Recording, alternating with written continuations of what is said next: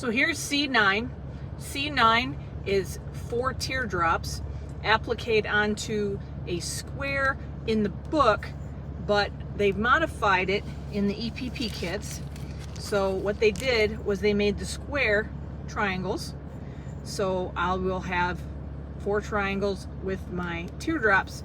What I'm going to do is actually I'm going to baste my teardrops and my triangles, and then I'm going to applique them on before I assemble. What I'll do is I'll find the center of this side and then make a line from the center to the point. That'll give me my line up for this.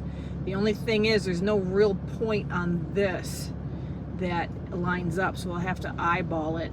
That's the one thing, because this you can line up on the line obviously, but then you know you got to find the absolute apex of this curve to line it up exactly correctly. So that's going to be a little bit of a eyeballing situation. So here's my pieces. I got my background color on the squares, or the triangles that are making the squares, and then my teardrops are going to be my background color from the quilt itself. Basting these, I got a couple of options. The first thing I'm going to try, and I might end up doing this, is the gathering stitch all the way around.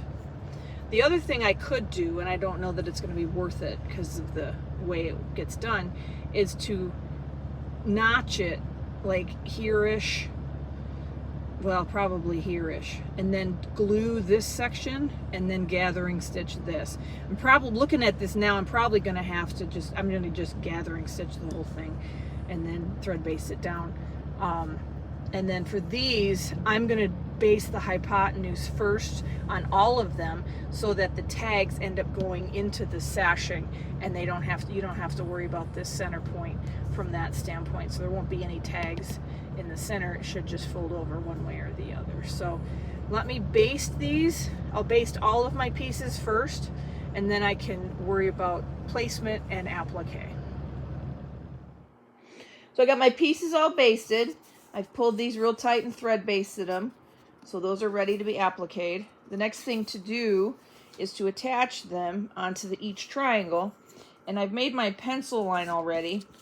Not sure if you can see. I found the middle of this. This is 4.5 inches because it's the outside edge of the block. So obviously 2.25 right here to the point. That's not exactly. But then, so the idea is to put the point there far enough away from the yellow, and then find the center of this curve. But when I was trying to place this, I'm like, well, how do you make sure that all of the spaces up here are the right distance so it looks contiguous?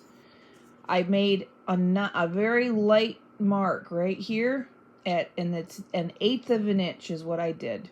So whatever you do, just be consistent. I thought for my purposes, I thought 1/4 of an inch was a little too big.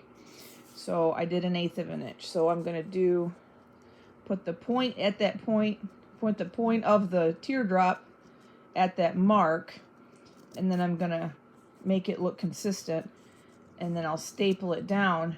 And what I mean by consistent, I'll make sure like the yellow is the same, like this is too narrow here. And, you know, I'll play with this and get them stapled down, and then I can applique them. So I've got all my teardrops appliqued onto the triangles. Next thing to do is to remove my basting here, and then I'm going to erase the very faint pencil lines because this is yellow fabric. They show up really, really well. So I've removed all the basting, and I've erased the lines best I could. There's also some lines in here.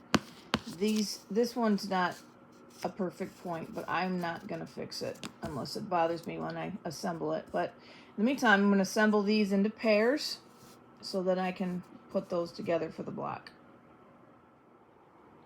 So I've got these paired up, and now we're going to put them together.